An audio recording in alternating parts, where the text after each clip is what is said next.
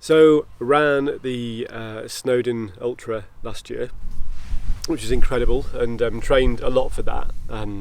It's like my first 100 miler, and it went really well. Like, I enjoyed every minute of it, which I didn't think I was going to.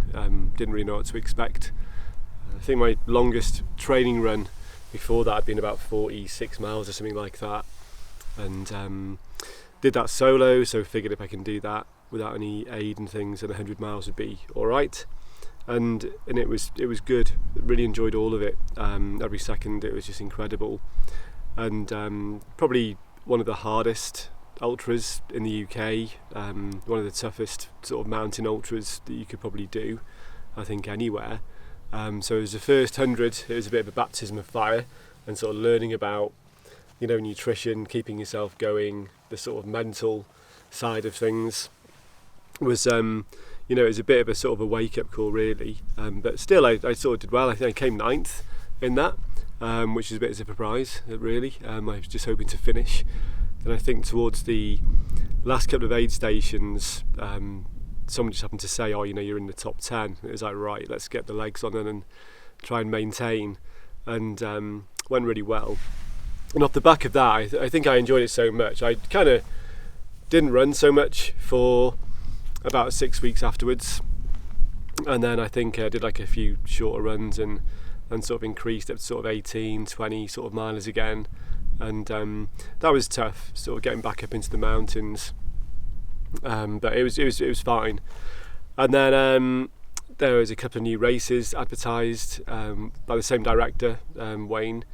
So, and one was the Beacons Ultra, which just looked amazing, and I thought, well, I haven't ran anywhere around there, and again, pretty difficult, really, sort of quite extreme, all mountain based, but I figured it'd be nice to try and do something that wasn't on my home turf, just to sort of really see if I could actually sort of maintain and do just as well, really.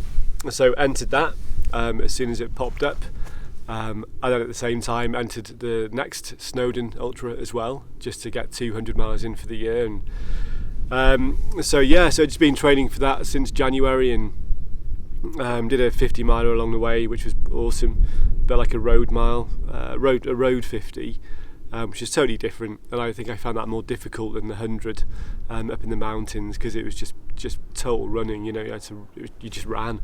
There was no uphills, no downhills, just kept it going. So really different to what I would normally have done. But it was good to know that you can, you sort of run like 38 miles in a row, and then sort of slow down a little bit. Well, I did. It was just nice to know that you can run that sort of distance, without any sort of momentum from downhills and things like that. So that was cool. I then started recceing the Beacons Ultra then, and it's been difficult because it's like linear as opposed to a loop, and I don't know the area at all. I sort of know it pretty well now.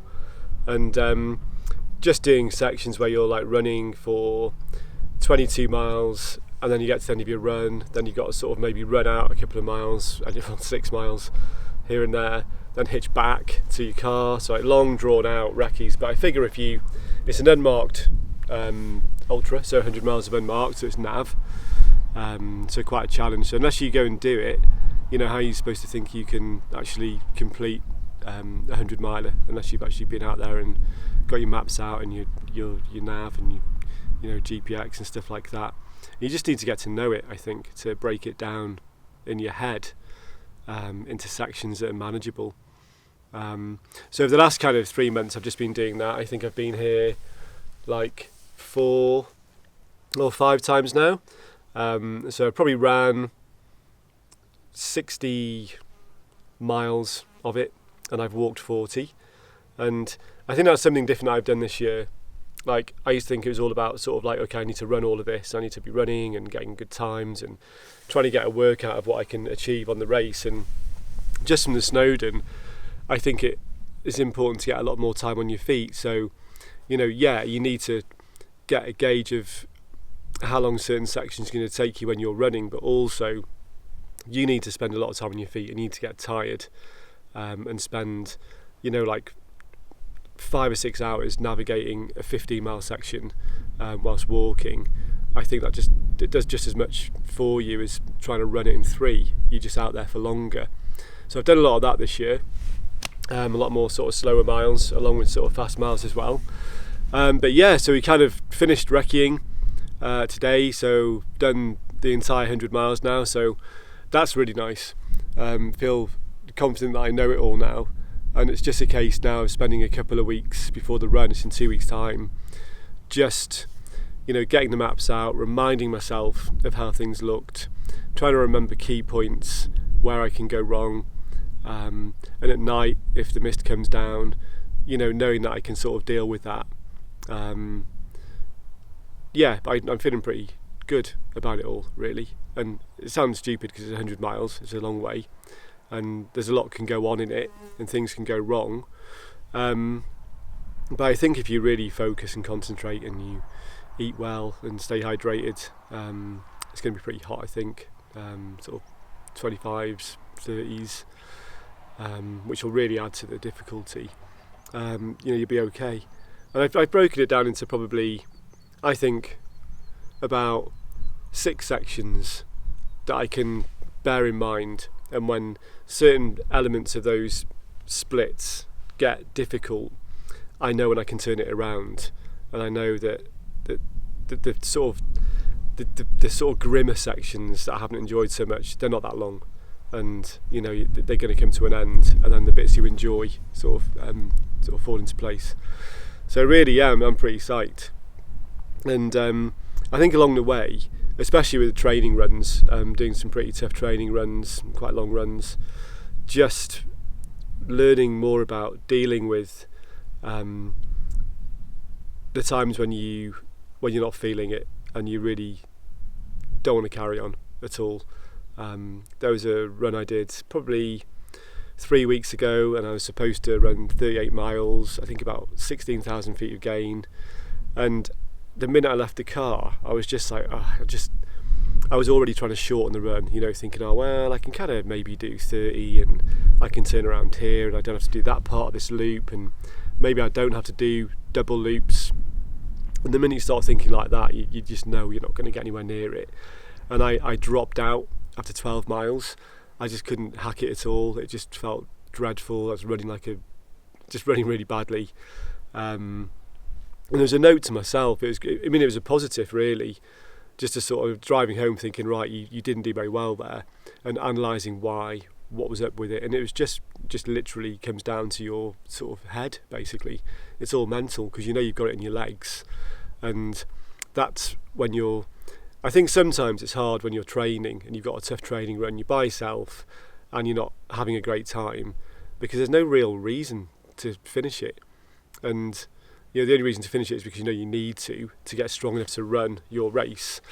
But then I think in a race situation, there's an entire point to it, and you have to finish, otherwise why have you bothered starting? And I think it's a different headspace then. So yeah, I definitely learned a lot about my ability, definitely running a lot stronger this year, able to really recover quite quickly when I'm tired, when I can just take a few minutes and focus on what I'm doing and just remind myself why I'm doing it, and able to sort of start again then with a fresh head. So it's just doing that repetitively and just ensuring that you're sticking with it all of the way through. But it's been a really amazing course to sort of run along, really. I think there's been some pretty low points on some of the longer sections I've done when it's been super hot, and maybe the sections aren't quite as mountainous as I enjoy, and you just got to remember to push through those, to link these sections together to get to the bits you do like, and I think that's what's going to get you through, really. So I've come on a lot, and I think that you do sort of wonder along the way when you're running and you're training and it's difficult. You're up at 4 a.m, you're taking time out from family, you've got loads of work on the go and everything's busy, but you've still got to get this route sorted and you've still got the training in. I think this year I'll have probably got the same amount of mileage and gain as I did for the last run, but like in 3 months less time of training, so definitely on it.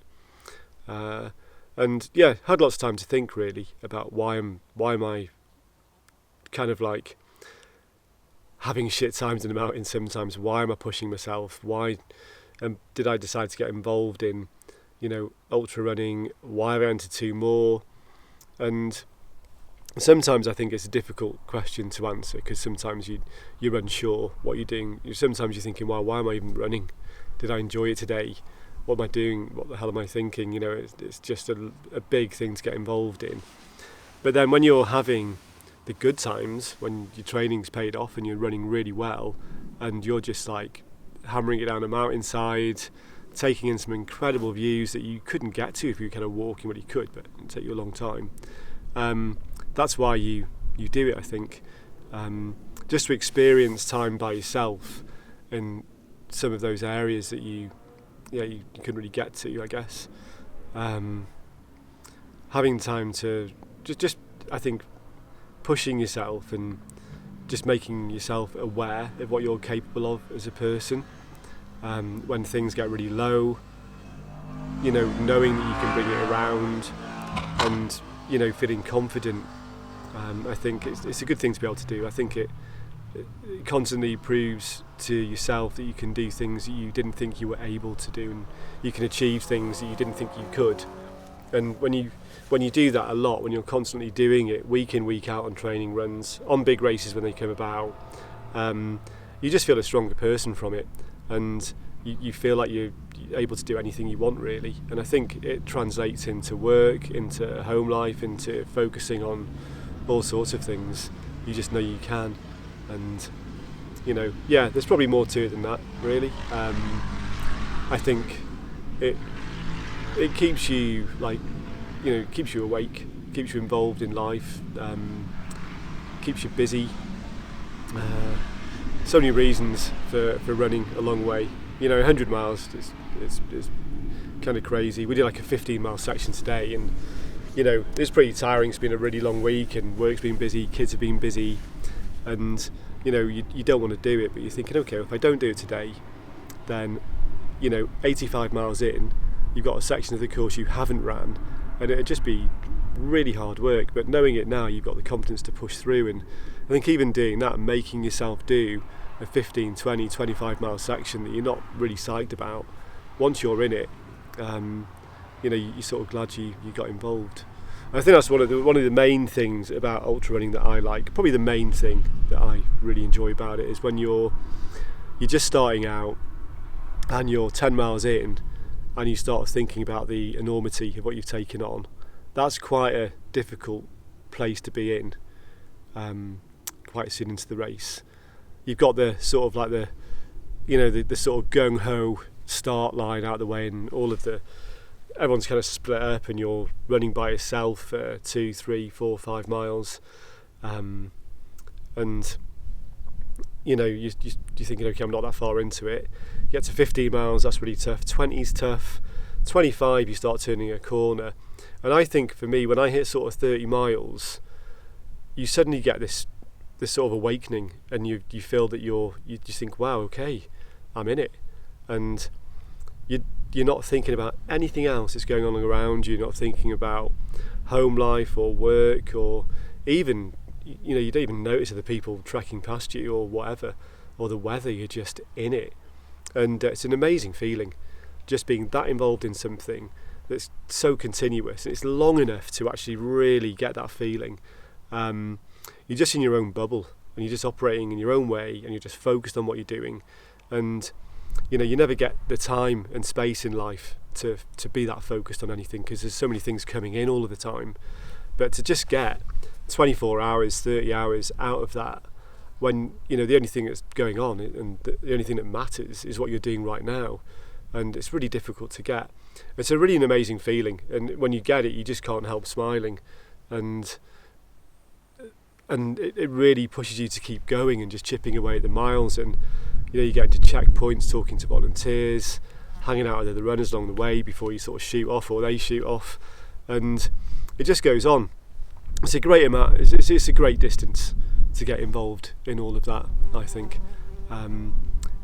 Like the 50 I did was incredible, but when you got to the finishing line, you felt like you just started. you know, and you're thinking, well, can I get back out there and do another 50? Can you carry on? And that's when you really start pushing yourself, like mentally and physically. And I think that's the attraction, and I think it's addictive, definitely.